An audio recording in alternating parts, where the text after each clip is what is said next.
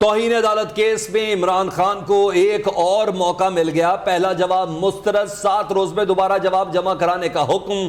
Chief justice اسلام آباد high court justice اطہر من اللہ کی سربراہی میں 5 رکنی لارجر بینچ نے عمران خان کے خلاف توہین عدالت کیس کی سماعت کی۔ عمران خان ذاتی حیثیت میں عدالت پیش ہوئے۔ چیف جسٹس اطہر من اللہ نے ریمارکس دیے کہ عدالت کو امید تھی کہا جائے گا غلطی ہو گئی۔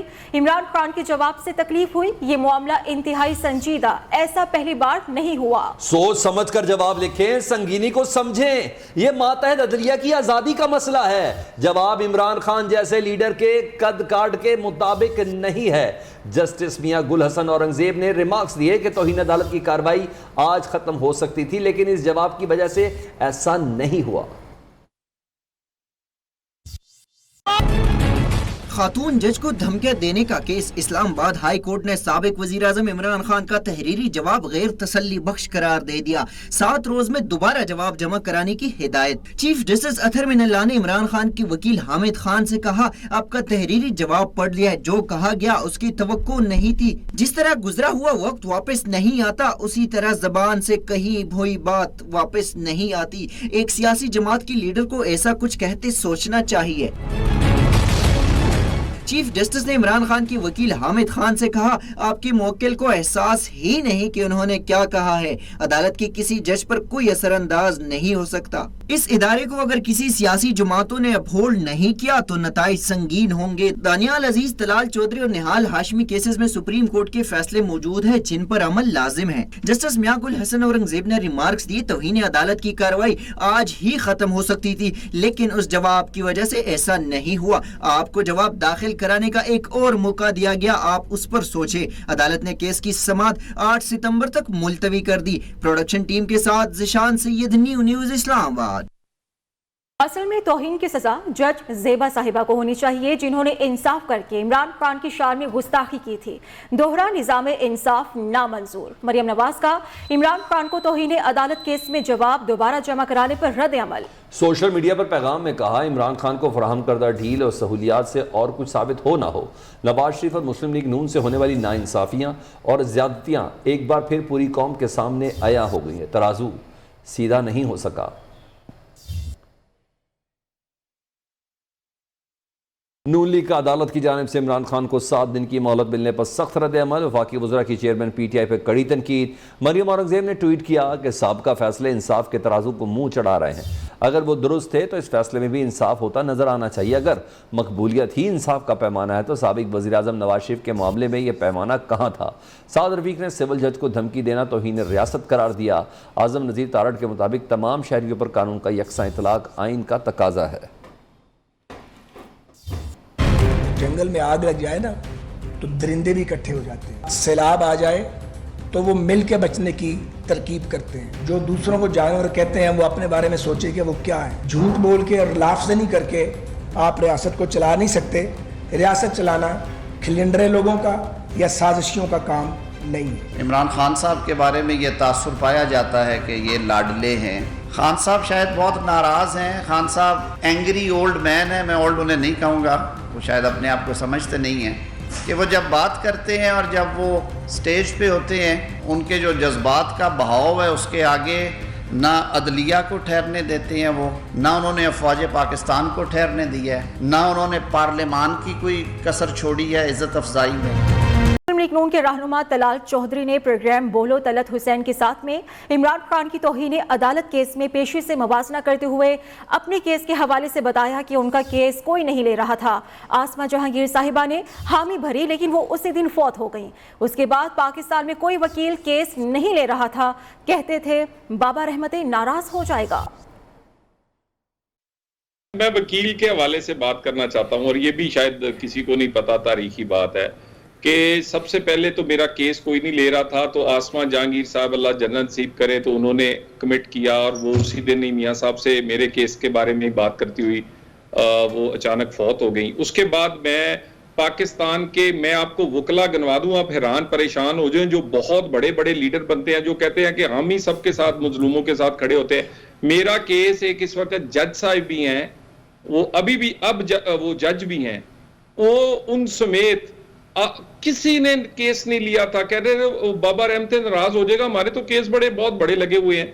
और उसके बाद वो अल्लाह ताला क्या कहते हैं उन्हें जजा दे, मुर्तजा कामरान मुर्तजा साहब, उन्होंने इसलिए लिया कि मैं आसमा जहांगीर साहिबा कमिट कर चुकी थी और वो उनकी बड़ी इज्जत करते थे। तो ये वकील भी किसी किस्मत वालों को मिलते हैं, या हैंडसम को मिलते हैं, या पॉपुलर्स को, हमारे जैसे को तो वकील भी नहीं मिलते। कोई कानून से बाला नहीं हो सकता। अगर इमरान खान की माफ़ी कबूल करनी है तो मुझे 2 साल जेल की सज़ा क्यों सुनाई गई? 5 साल के लिए मेरा वकालत का लाइसेंस मुअत्तल करके मुझे बेरोज़गार क्यों किया गया? मुझे 5 साल के लिए नाअहल क्यों किया गया? जो न्यूज़ के प्रोग्राम आवाम पूछती हैं, मुस्लिम लीग नवाज के रहनुमा निहाल हाशमी ने कई सवाल उठा दिए। मैं भी एक पार्लियामेंटेरियन था, इमरान खान साहब एक लीडर भी है, पार्लियामेंटेरियन भी है, फॉर्मर प्राइम मिनिस्टर भी थे, जैसे भी थे। तो एक सेट है एग्जाम्पल कि एक पार्लियामेंटेरियन, पहला पार्लियामेंटेरियन था मैं जिसे जेल भेजा गया while he was serving as a member of the parliament। ठीक है, तो अगर उनको नहीं भेजते हैं तो फिर मुझे मेरी सेनेट की सीट बहाल की जाए, मेरे वो जो जेल में अरसा गुजारा वो वापस किया जाए। मैं जो 5 साल के लिए नाअहल हुआ, मेरे वकालत की लाइसेंस कैंसिल की गई और 2 साल तक मैं ऐसी बेरोजगार घूमता रहा। फिर जो मुझ पे फाइन किया गया। तो जबकि सैलाब की तबाहकारियां अभी तक कम न हुई, सिंध की सूरत हाल बदस्तूर खराब है। बेशतर इलाके ताहाल सैलाब की लपेट में हैं। ज्यादातर गोठ अब भी पानी में डूबे हुए हैं। बलोचिस्तान के सैलाब ज़दा इलाकों में भी कई फीट पानी जमा हो चुका है। कुछ इलाकों में बिजली बहाल, जबकि कई इलाके अभी तक बिजली से महरूम नजर आ रहे हैं। जनूबी पंजाब में सैलाबी पानी की सतह में कमी आना शुरू हो गई है, लेकिन मुतासिरीन अभी भी इमदाद के मुंतज़िर है। दरिया सिंध में ऊंचे दर्जे का सैलाब है। वज़ीर तवानाई खुर्रम दस्तगीर के मुताबिक शहरों में निकासी आब की मोटरें 24 घंटे चल रही हैं। 65% ट्रांसफार्मर्स को बहाल कर दिया गया है, बाकी जल्द बहाल कर दिए जाएंगे।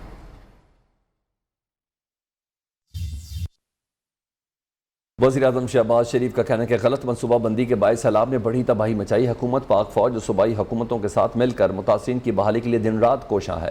इमदादी कामों की निगरानी वो खुद कर रहे हैं। वज़ीर आज़म शहबाज शरीफ का कलाम और करीबी इलाकों का दौरा, सैलाब मुतासिरीन से मुलाकात में मुश्किलात भी दरियाफ्त की।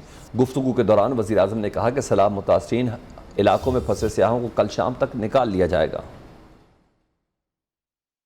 दरिया के साथ जो तबाही हुई है, आफत तो आई है, एक रेला तो आया पानी का बहुत शदीद, इसमें कोई शक नहीं। गलत प्लानिंग की वजह से, जिसको मैं मैन मेड डिजास्टर कहता हूँ, कि पाकिस्तान सूबाई हुकूमत के साथ मिलकर और अफवाज पाकिस्तान दिन रात ये कोशिशें कर रहे हैं आवाम की बहाली के लिए। मैं खुद इसकी ज़ाती तौर पर भी निगरानी करूँगा। कल शाम तक उम्मीद है कि बाकी जो सयाह वहाँ पर मौजूद हैं वो इंशाल्लाह उनका इनखला हो जाएगा।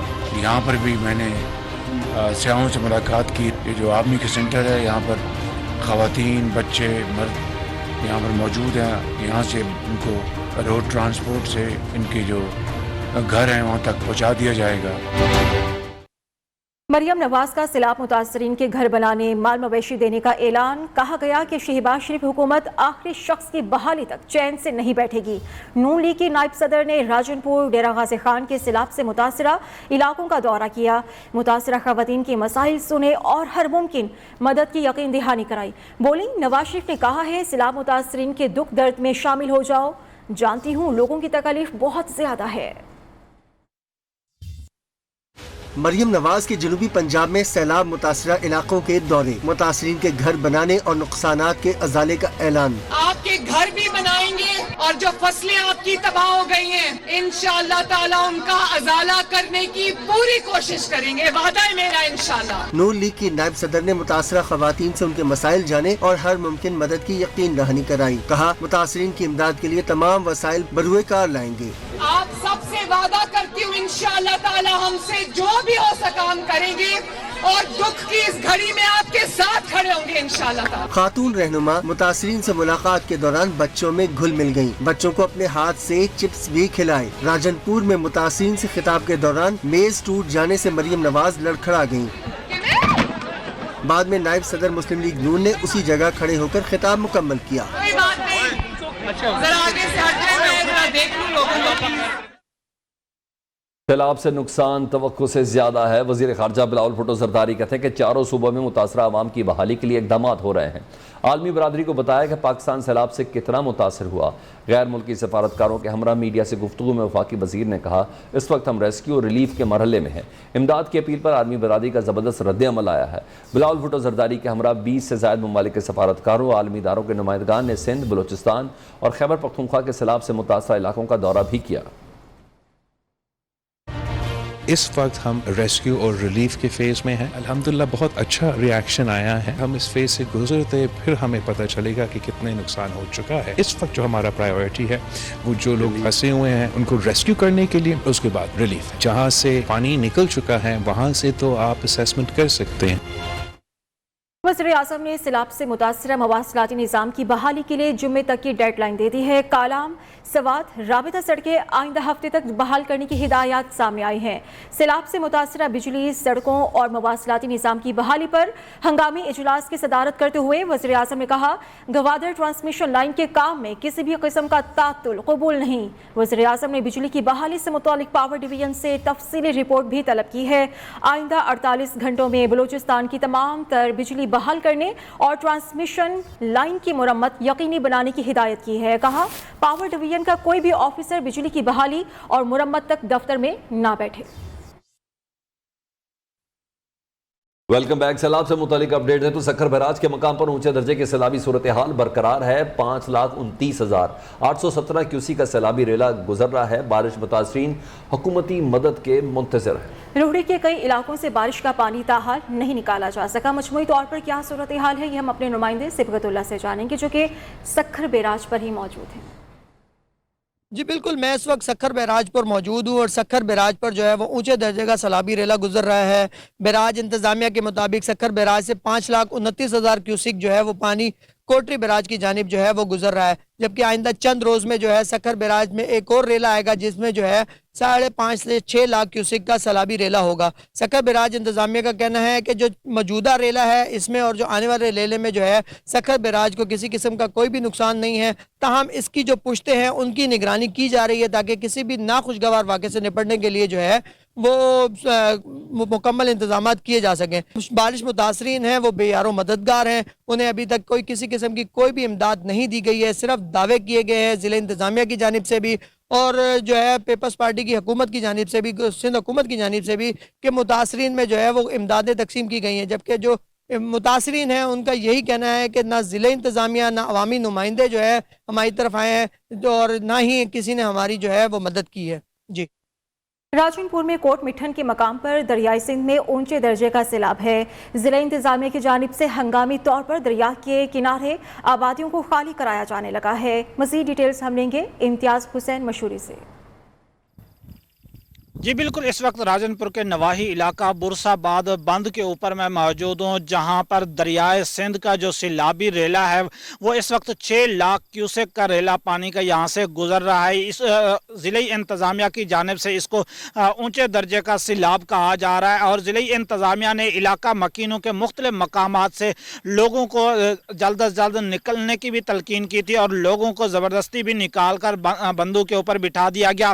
اور علاقہ مکینوں کا یہ کہنا ہے انتظامیہ نے ہمیں وقت پر اطلاع ضرور دی ہے، اس کے علاوہ ہمارے لیے کوئی خیمہ کیمپ نہیں بنائے گئے. دوسری جانب انتظامیہ کا یہ کہنا ہے، انتظامیہ کا کہنا ہے ہم ان لوگوں کو بہت جلد خیمے بھی مہیا کر دیں گے اور ان کو اپنے گھروں تک جب تک یہ پانی کی سیلابی صورتحال ہے اس وقت تک انشاءاللہ ہم ان کو تنہا نہیں چھوڑیں گے. اسکولوں کی بات کی جائے تو 141 اسکولوں کو ضلع بھر کے اندر کیمپ بنائے گئے سیلاب متاثرین کے لیے. وہاں پر تقریباً 30,000 سے زائد جو متاثرین ہیں مختلف اسکولوں میں بیٹھے ہیں اور ان کو 3 وقت کا کھانا بھی دیا جا رہا ہے اور ان کے لیے مختلف مقامات پہ چھوٹے چھوٹے کیمپ بھی لگا دیے گئے جو میڈیکل کے حوالے سے ہو گیا اور ان کے ساتھ ساتھ جو جانوروں کے لیے بھی ان کیمپ لگایا گیا تاکہ ان کو مختلف بیماریوں کی وجہ سے ادویات مہیا کی جا سکیں. جی ترجمان بلوچستان حکومت فرازیم نے سیلاب کی تباہ کاریوں کا ذمہ دار تجاوزات کو قرار دیا. نیو ٹی وی سے گفتگو کی. بلوچستان میں سیلاب نے بہت تباہی مچائی. کوشش ہے کہ بین الاقوامی اداروں کے ذریعے شیلٹر اور انفراسٹرکچر پر توجہ دی جائے. انہوں نے کہا کہ ڈیم، پل اور سڑکوں میں ناقص مٹیریل استعمال کرنے والوں کے خلاف کارروائی کی جائے گی. کوئٹہ میں جو کیجولیٹیز ہوئی وہ ایکروچمنٹ بہت بڑا مسئلہ تھا اور اس پہ فوری قابو پایا گیا. جو ہمارے پروٹیکشن ڈیمز اس کو نقصان پہنچا, چیف منسٹر نے فوری ایکشن لیا اور جو اس کے ذمہ دار تھے ان کے خلاف کارروائی ہوئی اور اس پہ بھی قابو پایا گیا. اس طریقے سے سڑکیں ٹوٹی ہیں, بریجز گرے ہیں, ڈیمز کو نقصان پہنچا ہے, تو آف کورس کہ کوئی خستہ جو مٹیریل تھا اس کا استعمال ہوا ہے تو اس پہ کارروائی جو ہے وہ بر وقت کی گئی ہے. اگر اس عمل میں ریسکیو اینڈ ریلیف کے عمل میں اور ریہیبلیٹیشن کے عمل میں کہیں کسی کی کمزوری نظر آئی, چاہے وہ جس لیول کا بھی آفیسر ہوگا, چاہے منسٹر بھی ہوگا, وہ اپنے آپ کو سسپینڈ سمجھے. پاکستان کی اصلاح متاثرین سے ظاہر یکجہتی کے لیے جی ایچ کیو میں 6 ستمبر کو یوم دفاع و شہداء کی مناسبت سے ہونے والے مرکزی تقریب ملتوی کر دی گئی. آئی ایس پی آر کے مطابق پاکستان کی مسلح افواج سیلاب سے متاثرہ ہمارے بہن بھائیوں کی خدمت جاری رکھے گی.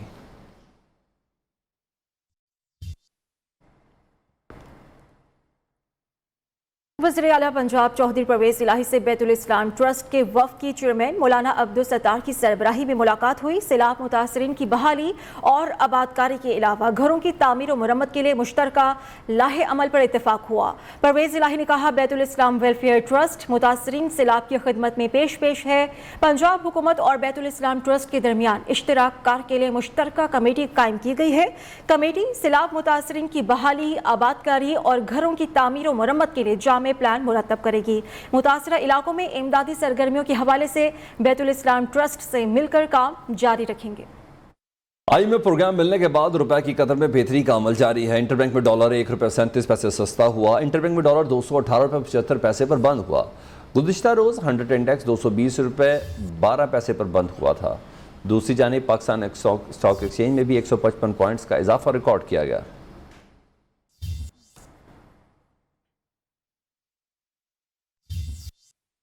پیٹرولیم مصنوعات کی قیمتوں میں رد و بدل کی سمری تیار ہو چکی ہے. اوگرا نے قیمتوں میں رد و بدل کی ورکنگ حکومت کو ارسال کر دی ہے. پیٹرول 2 روپے 98 پیسے فی لیٹر سستا کرنے کی تجویز ہے اور ڈیزل کی قیمت میں 8 روپے 88 پیسے فی اضافے کی تجویز دی گئی ہے. وزیر اعظم قیمتوں سے متعلق حتمی منظوری دیں گے. وزارت خزانہ کی مشاورت سے نئی قیمتوں کا اعلان آج کیا جائے گا.